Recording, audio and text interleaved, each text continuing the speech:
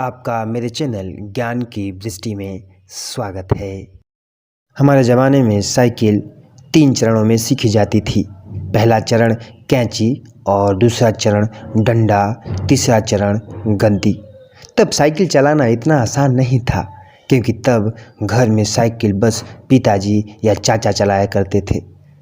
तब साइकिल की ऊंचाई 40 इंच हुआ करती थी, जो खड़े होने पर हमारे कंधे के बराबर आती थी। ऐसी साइकिल से गद्दी चलाना संभव नहीं होता था। कैंची वो कला होती थी जहां हम साइकिल के फ्रेम में बने त्रिकोण के बीच घुसकर दोनों पैरों को दोनों पैडल पर रख कर चलाते थे। आज की पीढ़ी इस एडवेंचर से मरहूम है।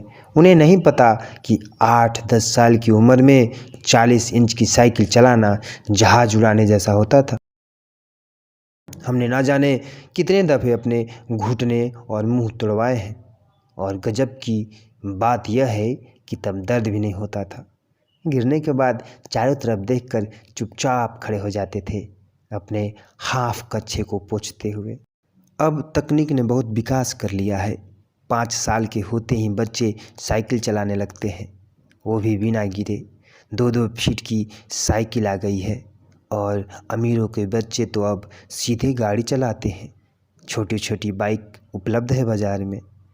मगर आज के बच्चे कभी नहीं समझ पाएंगे कि उस छोटी सी उम्र में बड़ी साइकिल पर संतुलन बनाना जीवन की पहली सीख होती थी, जिम्मेदारियों की पहली कड़ी होती थी, जहां आपको यह जिम्मेदारी दे दी जाती थी कि अब आप गेहूं पिसाने लायक हो गए हैं। इधर से चक्की तक साइकिल लुढ़काते हुए जाइए और उधर से कैंची चलाते हुए घर वापस आइए। इस जिम्मेदारी को निभाने में खुशियाँ भी बड़ी गजब की होती थी।